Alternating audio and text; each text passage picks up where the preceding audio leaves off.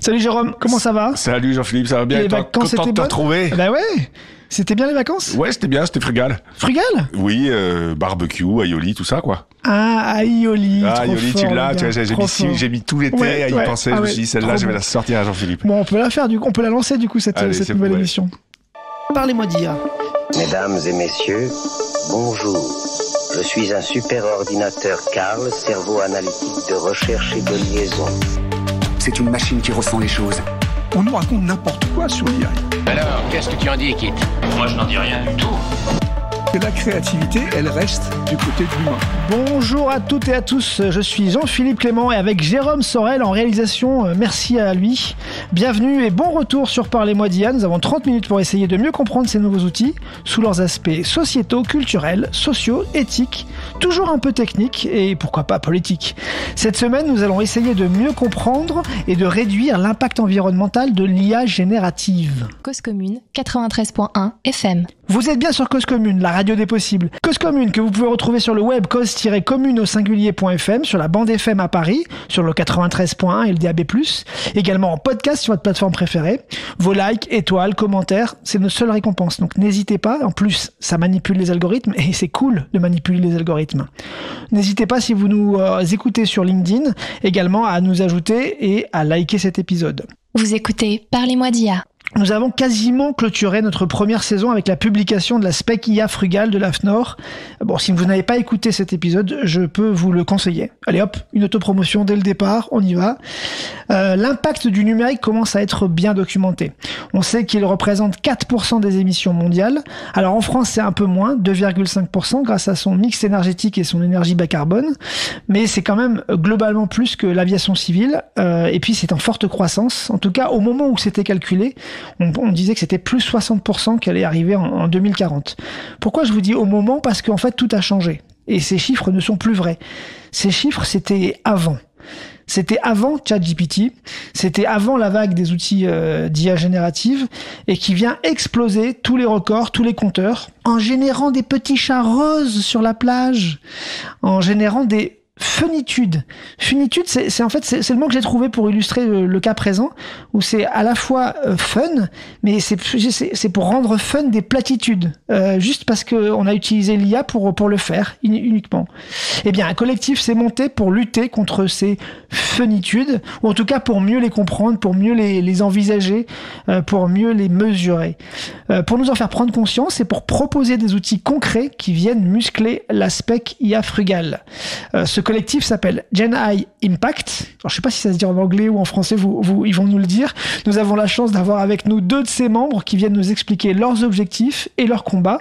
Bonjour Caroline Jean-Pierre et Samuel Rincé. Bonjour, merci de nous recevoir. Bonjour. Bonjour à vous. Alors Caroline, parlez-moi d'IA. Finalement, allez, on va rentrer dans le vif du sujet. Comment est née l'idée de créer ce collectif spécifique? Alors il s'appelle comment? GenAI Impact, c'est ça? GenAI Impact, bon franglais. Comment est venue l'idée de créer ce collectif? Alors, à l'origine du projet, Samuel et moi, on avait tous les deux participé à l'écriture d'un livre blanc qui a été publié l'année dernière sur les enjeux de l'IA générative. Pour Data for Good? C'était pour l'association Data for Good. Mais nous avons reçu le représentant de Data for Good pour ce livre blanc. Donc, parlez-moi d'IA. Oui, tout à fait. Et donc... une des recommandations sur le volet environnemental de ce livre blanc, c'était la nécessité justement de mesurer les impacts environnementaux de l'IA générative. GenAI Impact est né de l'idée de mettre en œuvre cette recommandation. Et donc le projet, au départ, c'était un projet chez Data for Good qui a été porté par Samuel. Et dans une des saisons des projets de Data for Good, c'est ça? Exactement, dans la dernière saison d'accélération de Data for Good qui s'est déroulée en février dernier. D'accord. Dans 3 mois. Et j'ai accompagné Samuel sur ce projet. Et aujourd'hui, GenAI Impact, on est une association. Ah, carrément, maintenant c'est une association. C'est plus qu'un projet, c'est une association. Et du coup, vous vous êtes donné quoi comme objectif pour ce projet-là, maintenant, globalement?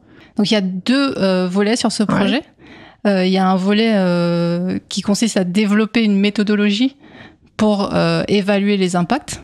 Et il y a un volet de mise en en application de cette méthodologie via des outils qui sont proposés soit à des développeurs ou soit au grand public. D'accord. Et donc, effectivement, c'est à la fois la méthodo et à la fois création d'outils pratiques pour que ça soit utilisable dans la vie courante des développeurs d'IA, quoi. Exactement. Nous sommes des pragmatiques chez Gianni Impact. Donc, on propose des solutions. Samuel, du coup, pourquoi, en fait, tout d'un coup, c'est devenu urgent de traiter cette question de l'IA générative? Pourquoi, dans le monde d'avant, bon, c'était compliqué, l'impact du numérique, mais bon, on avait des méthodes pour y arriver. Pourquoi tout d'un coup, là, avec l'IA générative, il y a vraiment une prise de conscience et ce collectif a monté pour travailler sur le sujet? Ben en fait, il y a plusieurs éléments. Le premier, ça va être l'échelle. En fait, c'est-à-dire que avec l'arrivée de ChatGPT, on s'est rendu compte qu'on pouvait mettre de l'IA dans les mains de tout le monde. Et donc à une très grande échelle, et donc ces algorithmes, ils ont un impact. Ils ont un impact plus fort que les modèles traditionnels d'IA. Donc la différence entre IA générative et IA entre guillemets traditionnelle, c'est que ces modèles sont beaucoup plus gros. Ouais. Et ces modèles consomment beaucoup de ressources, donc beaucoup de GPU, les fameuses cartes qui permettent de les héberger. À quel moment ils consomment ces ressources du coup ?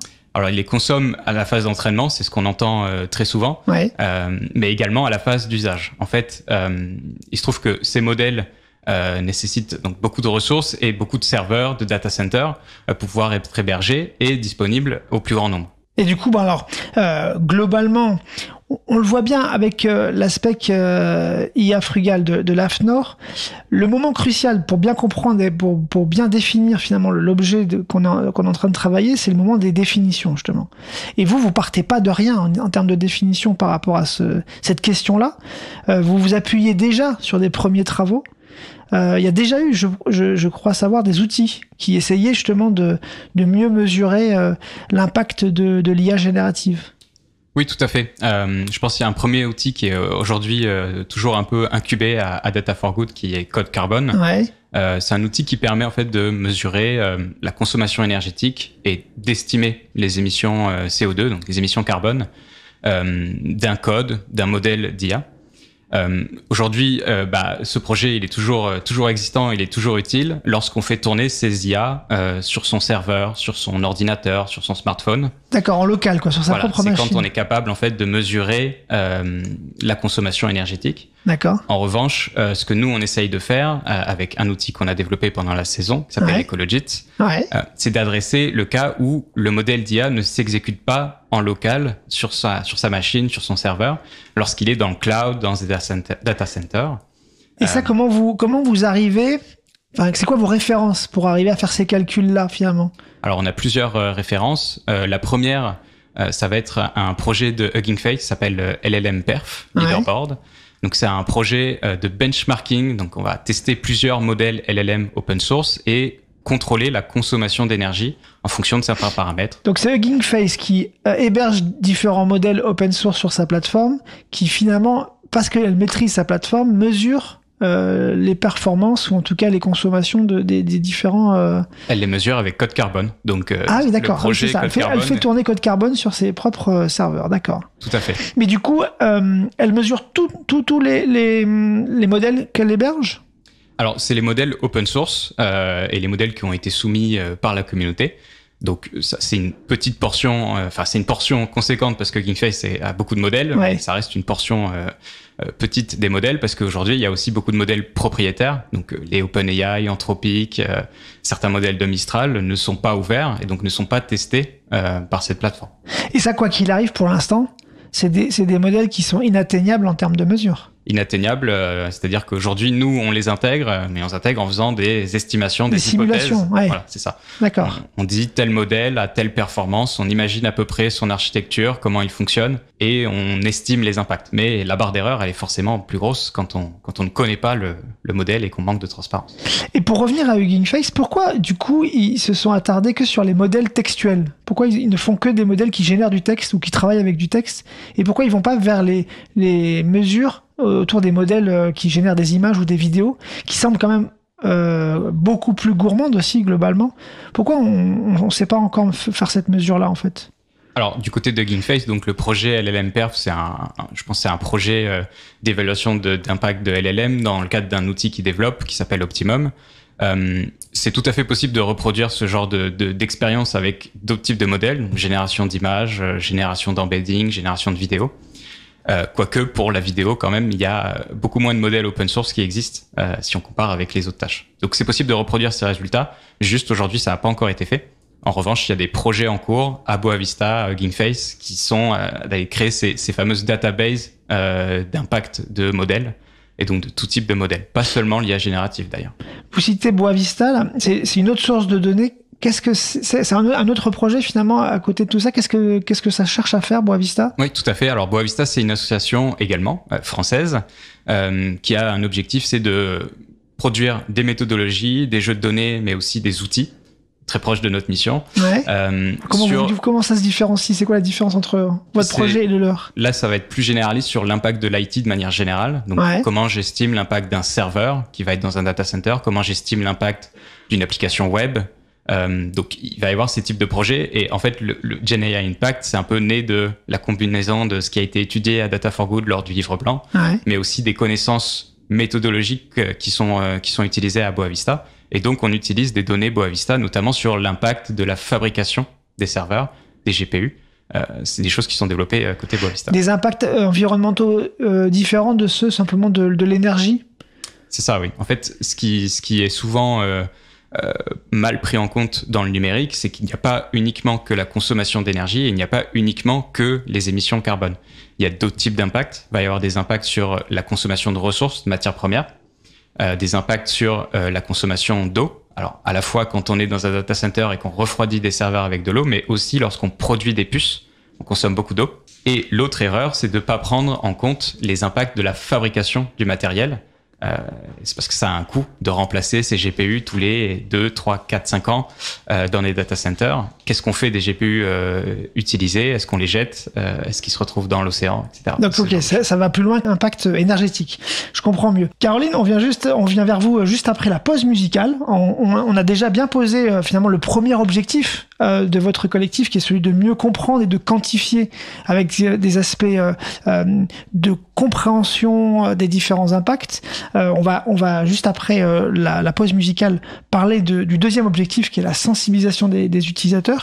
Je vous propose après ces premiers partages de prolonger un peu l'été avec le morceau Sakatella du groupe La Femme. Alors Sakatella, cela veut dire enlève-toi cette idée fixe de la tête.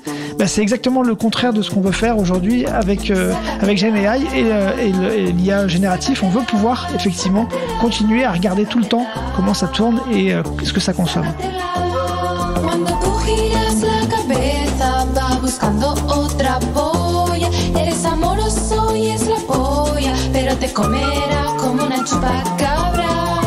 Sácatela, sácatela, sácatela, sácatela, sácatela.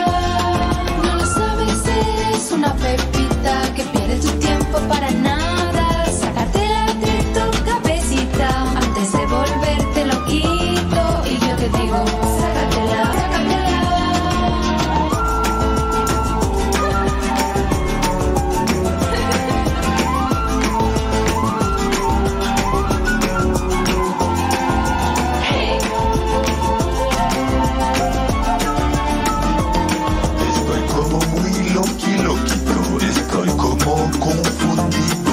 ¿Es esta historia una broma? Ayúdame a sacarla de mi cabeza. Sácatela. Sácatela.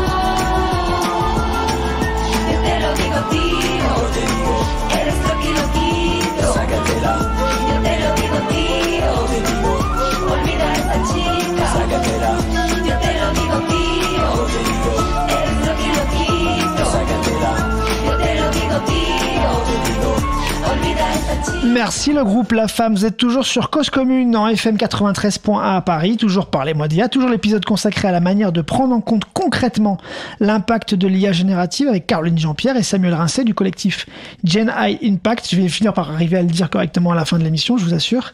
On a parlé un peu de en première partie finalement de à quel point c'est important de bien arriver à quantifier la problématique, à avoir les bonnes définitions, à avoir les bonnes données de référence. Vous me disiez en préparant cette émission, Samuel, que il y a aussi un élément qui est pas forcément pris en compte au-delà de l'entraînement général, au-delà des petits usages quotidiens. Il y a aussi l'usage qui est de plus en plus courant quand on utilise des RAG. On l'a vu dans cette émission, les RAG, c'est finalement les modèles auxquels on donne beaucoup de documents à manger pour qu'ils se spécialisent et pour qu'ils aient une réponse plus pointue. Là aussi, potentiellement, quand on utilise des RAG, quand on embed ces éléments-là et qu'on utilise des vecteurs et tout ça, là, il y a une consommation particulièrement forte. Est-ce que vous pouvez nous expliquer, comme si vous l'expliquiez à ma grand-mère, qu'est-ce qui se passe en fait à ce moment-là quand on utilise des documents dans un modèle? Alors, sur le RAG, très simplement, on va essayer d'augmenter les capacités d'un modèle de langage pour qu'il puisse répondre de façon plus pertinente à une question qu'on aurait posée en utilisant des documents. Et en fait, par exemple, dans une entreprise, ça va être connecter tout son cloud, tous ses documents à son modèle de langage pour qu'il puisse répondre de manière personnalisée à une question qu'on pose. Ce qui va pouvoir consommer, par exemple, dans ce type d'architecture, c'est le fait de transformer ces documents en vecteurs, le fameux embedding. Ici, si on compte en millions le nombre de documents, potentiellement, ça a un coût, un impact assez important. D'autant plus, je rajoute peut-être l'anecdote, mais il y a quelques mois ou années de ça, OpenAI avait changé en l'espace de 1 mois à peine de modèle d'embedding. Et donc, on se retrouve plus ou moins du jour au lendemain, en tant qu'entreprise, des fois, à devoir tout faire repasser par la moulinette. Tout devoir réentraîner avec toute la consommation que ça génère derrière. C'est ça. Donc, il n'y a pas forcément de prise en compte, même de la part des acteurs, d'un tel changement. Qu'est-ce que ça a comme impact potentiellement derrière pour les entreprises. Donc, c'est juste finalement dans l'acte de mieux entraîner le modèle qu'on a aussi une forte consommation à ce moment-là qu'il faut pas oublier. Caroline, on va parler un peu du collectif. Donc ce collectif, vous nous le disiez, il est né au moment du projet Data for Good du même nom. Aujourd'hui, il y a combien de personnes dans ce collectif? Combien vous êtes autour de la table? Alors là, vous n'êtes que 2, mais globalement, ça rassemble combien de personnes? Alors, pendant la saison d'accélération, quand on a créé le projet, on avait à peu près une centaine de bénévoles qui étaient mobilisés sur le sujet. Et ils étaient mobilisés sur quel type de tâches, ces bénévoles, en fait? Alors, il y avait plusieurs volets. Il y avait effectivement des personnes très techniques qui allaient travailler à la fois sur la méthodologie ou sur le développement de la librairie Python Ecologit.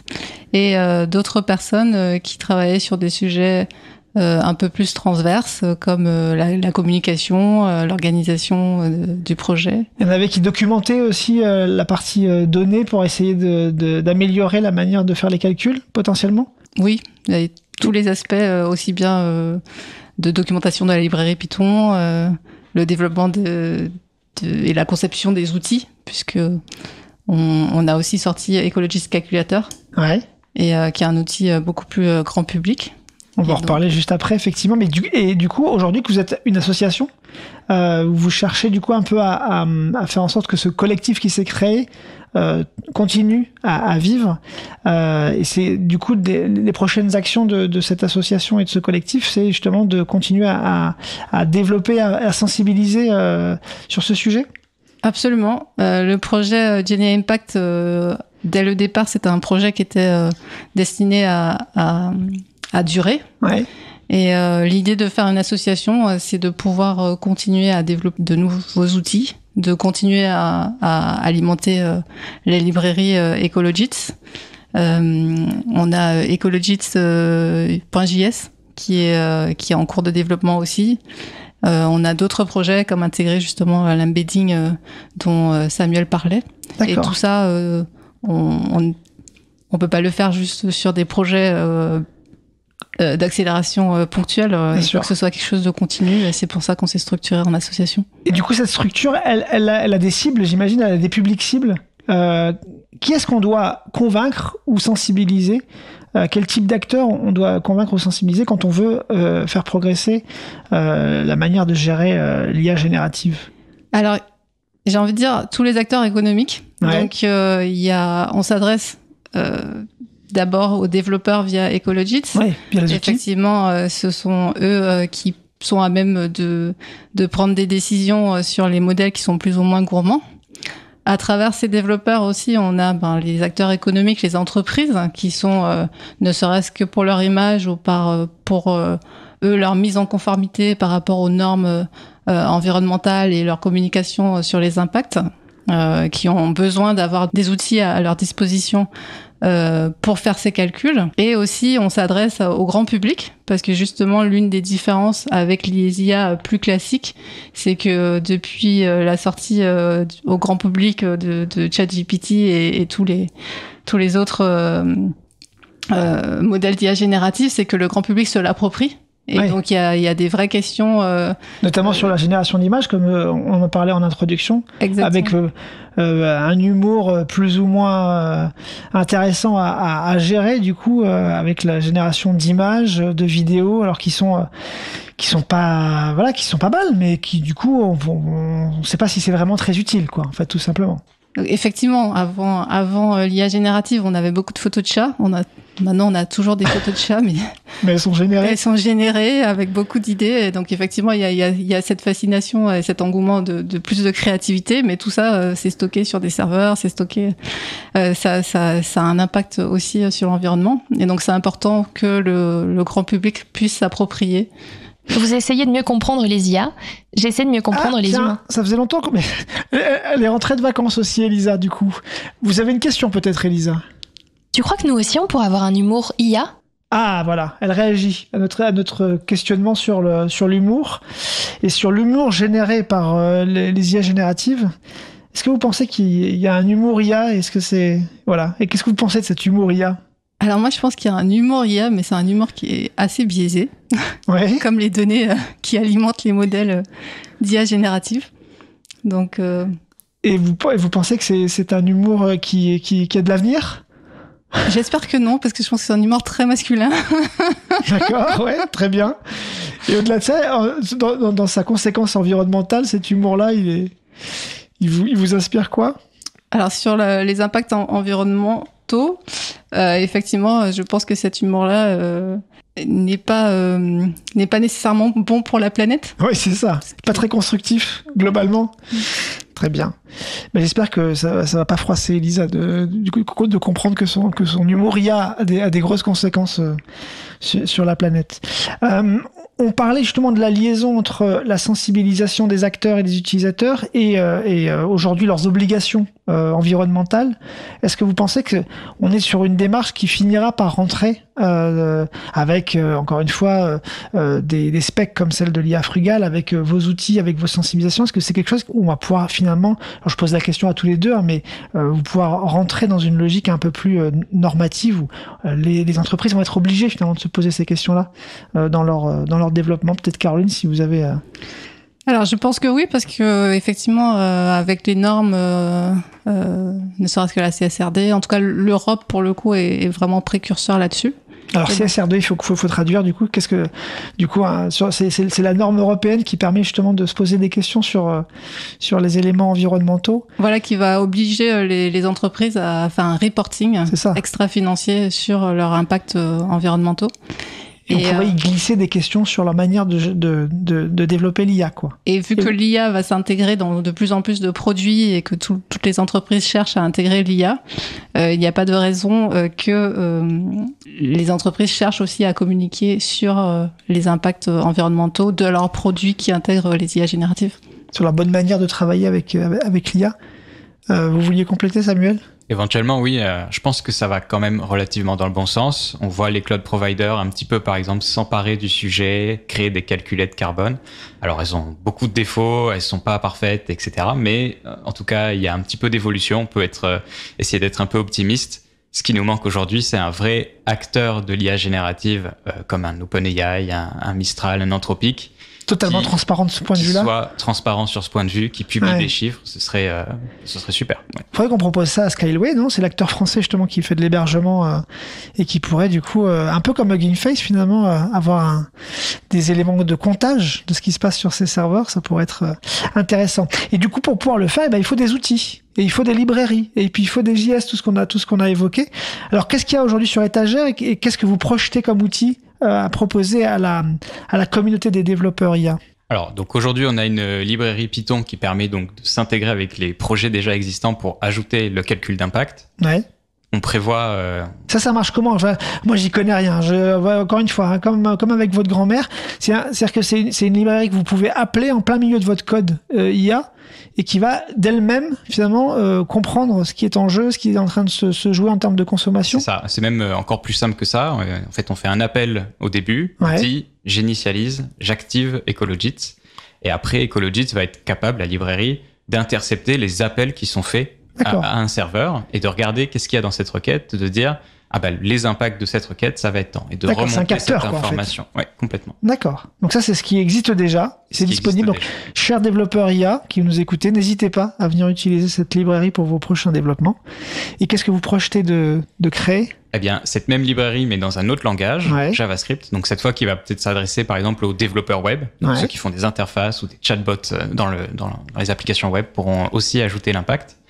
Et Caroline l'a mentionné, on a aussi sorti un calculateur plus grand public pour essayer de sensibiliser sur les impacts d'une requête classique. Si je fais écrire un mail ou un post LinkedIn ou un rapport par une IA générative, c'est quoi concrètement comme impact? Et aussi des équivalents. Est-ce que c'est équivalent à courir 100 mètres, 1 kilomètre par rapport à l'énergie dépensée par la machine qui a produit le résultat. Donc ça permet de se projeter. Ouais. Ça prend quelle forme ça? C'est une extension de navigateur? C'est quoi? Aujourd'hui, c'est une application web et demain, peut-être un plugin navigateur sur ChatGPT. On a beaucoup d'idées sur le domaine et on recherche beaucoup de contributeurs pour nous aider à répandre ces outils et à les développer et atteindre un plus grand public. Ouais. Et du coup, avec l'aspect IA Frugal, on a vu que beaucoup de choses se jouent dans la méthode de développement, dans les questionnements que l'on se pose aux différentes étapes du cycle de vie de l'outil IA. Du coup, on peut imaginer que dans les différentes étapes, on puisse glisser ces différents outils dès le début ou c'est vraiment réservé au moment où on développe? Alors non, en fait, il y a beaucoup d'outils, plusieurs outils, et qui répondent en fait à chaque fois à certaines problématiques différentes. On parlait de code carbone, ça va être sur de la mesure au moment de l'entraînement ou de l'exécution d'un modèle. Ecologit, ça va être sur l'utilisation par un développeur d'une API, donc d'un serveur distant. Il va y avoir aussi des outils de modélisation. Je pense que dans la FNOR Spec, il y avait Green Algorithm, qui est un calculateur pareil qui permet de modéliser les impacts en amont, avant d'avoir fait un calcul.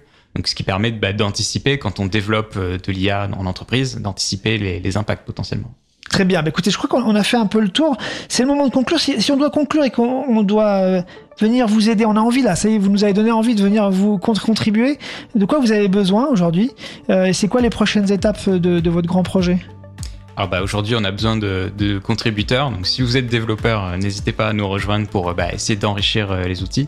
Si vous n'êtes pas développeur, vous pouvez aussi venir nous rejoindre. Je pense qu'on a toujours besoin de... Il y a plein de missions différentes. On a plein de missions différentes qui sont aussi pas techniques. Donc c'est important de le rappeler. Et après, je ferai peut-être un appel peut-être aux entreprises qui sont sensibles à ça, qui souhaiteraient utiliser nos solutions, peut-être éventuellement essayer de nous rejoindre, voire même d'essayer de financer le projet et les avancées et le support de ce projet. Donc un peu de sponsoring, un peu de subvention, de partenariat avec des entreprises qui voudraient s'afficher aussi dans de bonnes conditions vis-à-vis de leur exploitation de projet IA. Ok, je crois que le message est passé. Merci beaucoup Caroline et Samuel de nous avoir fait découvrir vos objectifs et vos travaux. Donc si on veut s'engager avec vous et utiliser vos outils, on vous retrouve sur genai-impact.org si j'ai bien noté. Voilà, merci beaucoup. Merci. Et n'oubliez pas de liker cet épisode parce que ça manipule l'algorithme et c'est cool de manipuler les algorithmes. Allez, restez sur 93.1 FM Cause Commune et avec tous les programmes de Cause Commune. À bientôt.